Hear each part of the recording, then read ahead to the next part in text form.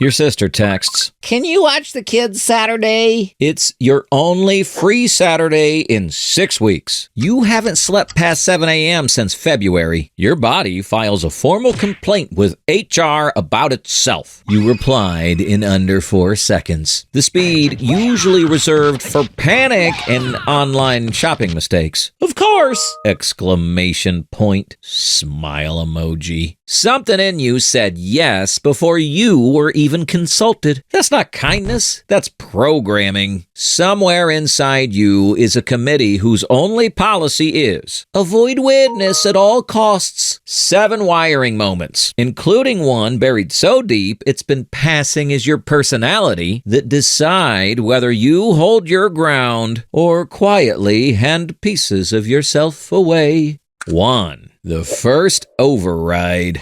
The Thanksgiving uncle. You know exactly who I mean. Built entirely out of cologne, belt buckles, and boundary violations. You were 7, maybe 8. You had a whole body-level opinion about the hug situation. The adults in the room smiled and said, "Don't be rude, give him a hug." So you went through with it. Arms around someone your body was actively objecting to. Your consent existed, it just had no power. Childhood, where adults teach bodily autonomy, then immediately workshop exceptions. That overruling is the first draft of boundary suppression. Your no was filed, then quietly shredded.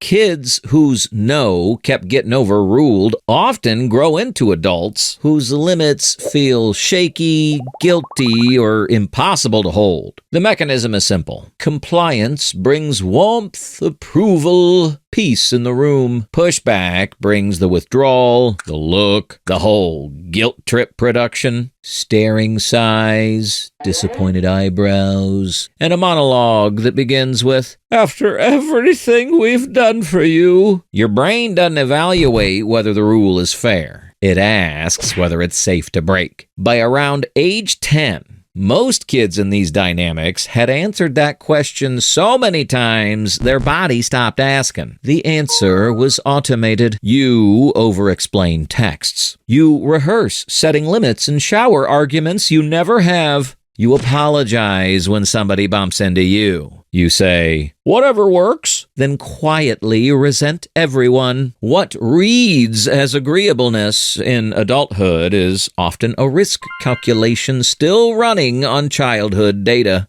2. The guilt upgrade. Nobody is controlling you anymore, which is exactly when control got sneaky. You're standing in your own kitchen, your own apartment, your own lease, your own schedule that answers to nobody, and your phone buzzes with a request you don't want to fulfill. The sick drop hits before you even read the whole message. That's the upgrade. The external punishment moved out when you did. The guilt stayed. Like a cursed family heirloom, nobody asked to inherit. Your brain did something efficient and quietly devastating. It replaced the original punishment with a self-contained enforcement system that fires before anyone reacts, before you've said a word, before you know whether they'd even be upset. Think about the last time you said yes and immediately regretted it. That sacred 3-second window where your soul leaves your body and whispers, "Why are we like this?" That gap is the system running faster than your awareness. You're pre-managing consequences that might never arrive. Upgraded from a parent to a permanent internal roommate who never pays rent, lives in your head, eats your peace, critiques your calendar. 3. The label. Some children were punished into compliance. Others got something more powerful. Applause. "She's the easy one," delivered at the dinner table like a compliment, like a gift. It wasn't. Which sounds nice until you realize easy things get leaned on hard. "He never gives us trouble. You never need anything." Adults lit up when these kids accommodated the reliable one, the calm one, the one that ran quietly without maintenance. Those kids grew into adults who confused having no visible needs with being easy to manage, when their needs were intact the whole time, just buried under decades of practiced invisibility. There's a version of this in every family. The one who's organized Thanksgiving for 12 years running. No one appointed them. They simply made one competent casserole in 2009, and now they're operations director forever. These adults also struggle to receive. Someone brings them coffee the way they like it without being asked. Kindness arrives, and their first thought is invoice pending. The whole structure was built around output. Taking up space was the thing that cost something. So receiving feels like breaking a rule nobody ever put into words. 4. The uniform. You're at a work meeting. Someone proposes an idea you think is wrong. You watch yourself nod. Not a reluctant nod, a warm, engaged nod. The kind that says, "Great point." Your face is doing the performance before your brain has even filed a response. You leave the meeting having agreed to something you didn't agree with. And the most unsettling part is you don't feel like you lied. You just feel like you were helpful. Compliance installed deep enough stops feeling like fear. It starts feeling like generosity, like being a good person, like warmth, like character. The alarm learned to wear kindness as a uniform, so you'd keep deploying it voluntarily, long after the original danger was gone. Anxiety in a cardigan. You can't order at a restaurant without checking whether what you want is inconveniencing the table. You describe yourself as just a giver, and you are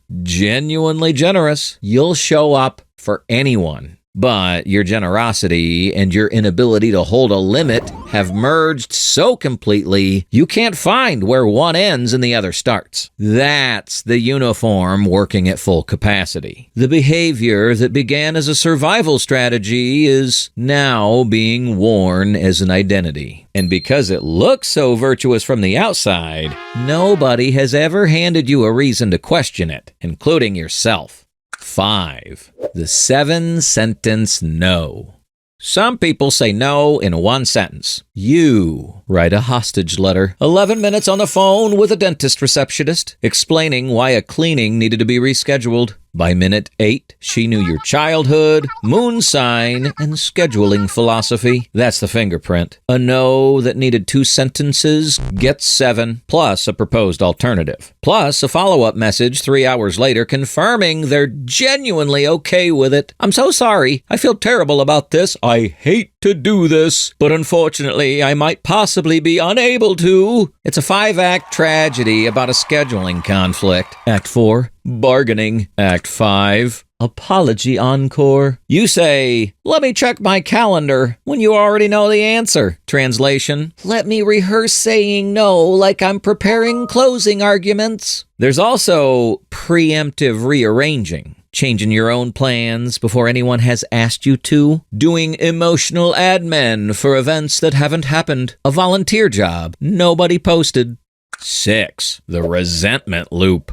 The people pleaser's dirty secret. They're often furious. Quietly, beautifully, internally. "I'm fine with anything." The national anthem of people quietly becoming furniture. You say yes, you resent it. The resentment has no address. You never stated the limit. So the other person isn't doing anything technically wrong. So it leaks in a sharpness that doesn't match the situation. In unexplained quiet. In background irritability you can't trace, let alone explain. When you've spent enough years overriding your own preferences, you gradually lose access to what you actually want. The preference is still there. It just learned to be quiet. Some adults have been doing this so long that being asked a direct question about what they want produces a small, genuine panic. Ask them what they actually want and watch them check your face first to see what the correct answer is. They triangulate from there and arrive at,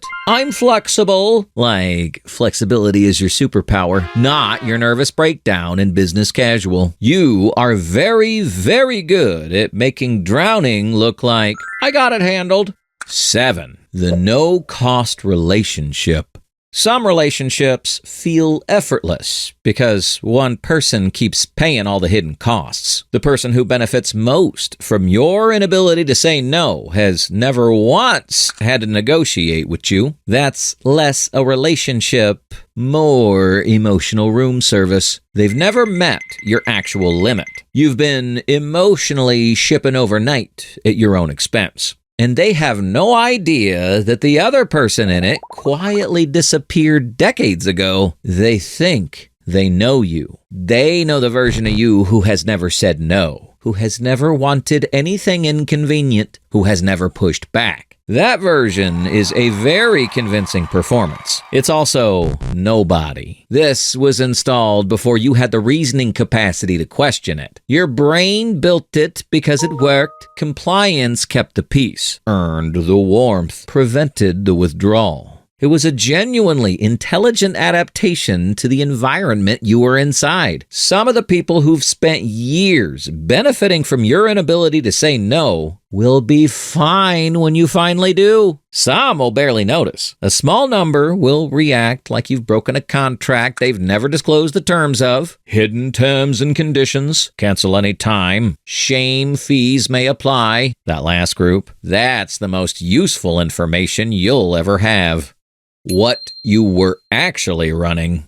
I recognize this. There's a version of this I've run for years. Absorbing the request, manufacturing the yes, checking on everyone's reaction before checking my own. The version of you that got wired this way was doing the best possible job with what they had. A small body, limited options, people they needed, in a dynamic they couldn't renegotiate. The compliance was intelligent. It worked. You're not running it because something's wrong with you. You're running it because something was hard and you were very good at surviving it. The alarm fires. The emergency's gone. Your body just hasn't been told yet. You've been easy to be around for 30 years. You just forgot to include yourself in the deal. If this felt uncomfortably familiar, the next layer is where this wiring starts. Watch. This is how kids learn they're only tolerated. That video is the root. This was the symptom.